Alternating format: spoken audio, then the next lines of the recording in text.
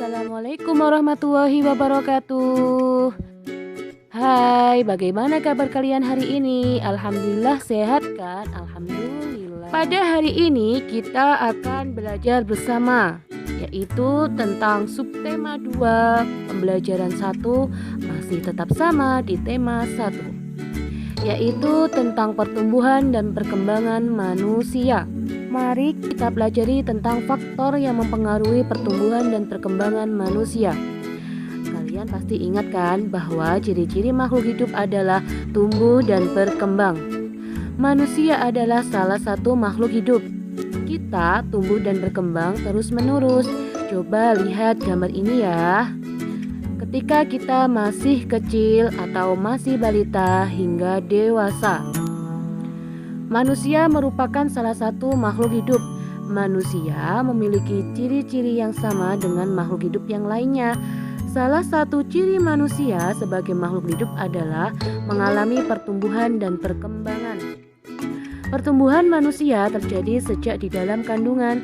Setelah lahir, pertumbuhan manusia bertambah besar dari bayi hingga dewasa. Setelah dewasa, pertumbuhan manusia berhenti. Namun, perkembangan emosi dan pikiran manusia terus berkembang karena dipengaruhi oleh faktor tertentu. Perhatikan gambar ini. Perubahan apa yang terjadi pada anak bayi tersebut? Ya, perubahan yang terjadi adalah saat masih bayi, kita belum bisa berjalan, lalu tumbuh dan berkembang sehingga kita bisa merangkak. Semakin lama kita bisa bertumbuh, kita bisa berjalan. Jadi tidak mungkin kita baru lahir langsung bisa berlari. Perhatikan kembali gambar berikut ini. Apa yang kalian temukan perubahannya?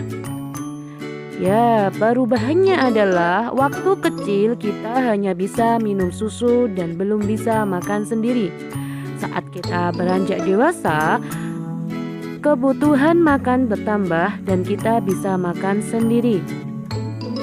Apakah kalian mengalami pertumbuhan seperti itu?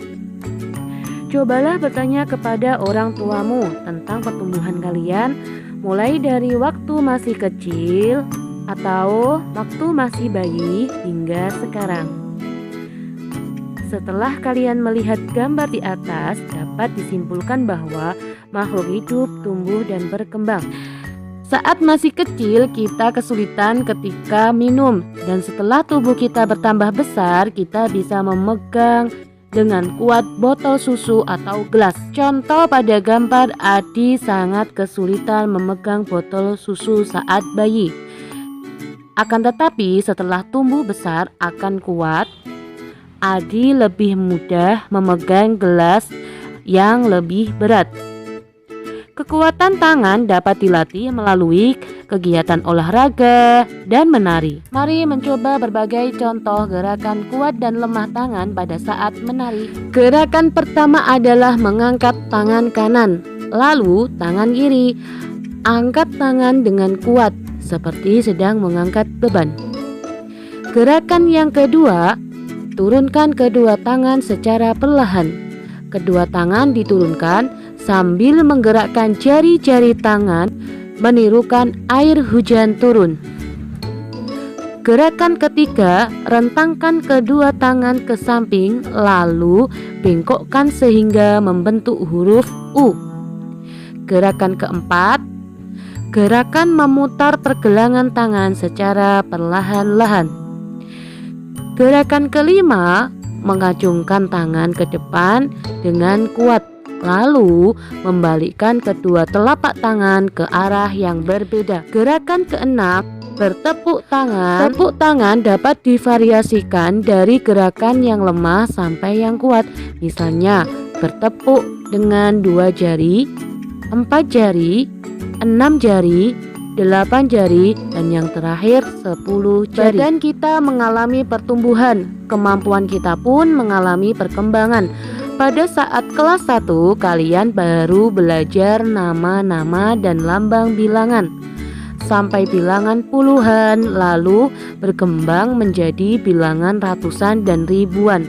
bahkan puluhan ribuan. Juga sudah belajar penjumlahan dan pengurangan. Mari kita coba pelajari penjumlahan bilangan ribuan menggunakan teknik menyimpan untuk meningkatkan pemahaman. Contoh penjumlahan tanpa teknik menyimpan. Ustazah punya penjumlahan 2563 ditambah 3032 sama dengan. Nah, kita susun ke bawah dulu anak-anak, lalu kita jumlahkan dari satuan. Ingat, ketika kita membuat penjumlahan bersusun ke bawah ini harus diletakkan sejajar antara satuan dengan satuan, puluhan dengan puluhan, ratusan dengan ratusan, ribuan dengan ribuan. Kita jumlahkan dari belakang.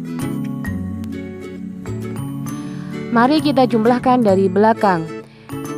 3 ditambah 2 sama dengan 5. 6 ditambah 3 sama dengan 9. 5 ditambah 0 sama dengan 5.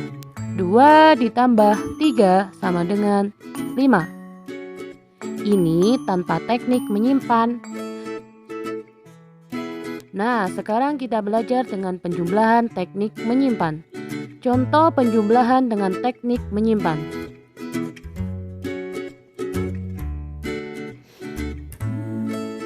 1.300 ditambah 3.800. Kita susun kembali ya seperti tadi. Setelah kita menyusunnya, mari kita menjumlahkan bersama. 0 ditambah 0 sama dengan 0. 0 ditambah 0 sama dengan 0.